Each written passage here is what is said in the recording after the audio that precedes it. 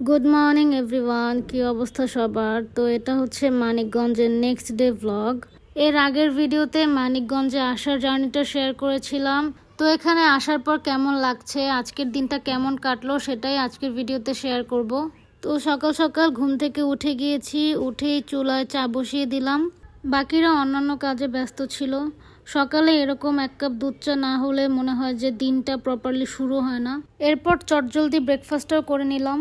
এরপর দেখি মালবিশনও ঘুম থেকে উঠে গিয়েছে, তো ওর সাথে কিছুক্ষণ টাইম স্পেন্ড করলাম। তারপর একটু ছাদে গিয়েছিলাম, ছাদে রান্নাবান্নার প্রিপারেশন চলছিল। আর দেখেন ওয়েদারটা কি সুন্দর। এরপর পাশের বাসা থেকে এই খিচুড়িটা দিয়ে গিয়েছিল, আর আমার খিচুড়ি অনেক পছন্দের। তো আমি দুপুরের খাবার হিসেবে এটাই খেয়েছিলাম। বাসায় হোমমেড আচার বানানো ছিল, সেটা দিয়ে খিচুড়িটা খেতে মজাই লেগেছে। তারপর বিকালে একটু বের হয়েছিলাম, ওয়েদারটা অনেক সুন্দর ছিল। তো বাসার পাশেই এই ফরেস্ট ডিপার্টমেন্ট ছিল, হাঁটতে হাঁটতে এখানে চলে গিয়েছিলাম।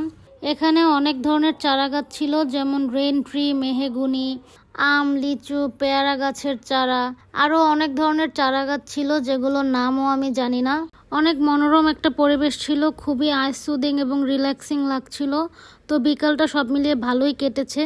আস্তে আস্তে সন্ধ্যা হয়ে গিয়েছে, তো বাসায় এসে একটু ফ্রেশ হয়ে এক কাপ গরম গরুর দুধ নিয়ে বসে গেলাম। মানিকগঞ্জের গরুর দুধ অনেক পপুলার, এখানে একদম খাঁটি আর ঘন গরুর দুধ পাওয়া যায়, আর তুলনামূলক দামও অনেক কম।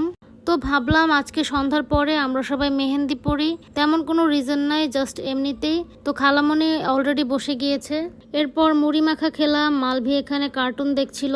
তারপর ওর আম্মুর দেখা দেখি ওরও একটু ইচ্ছা করলো মেহেন্দি পড়তে।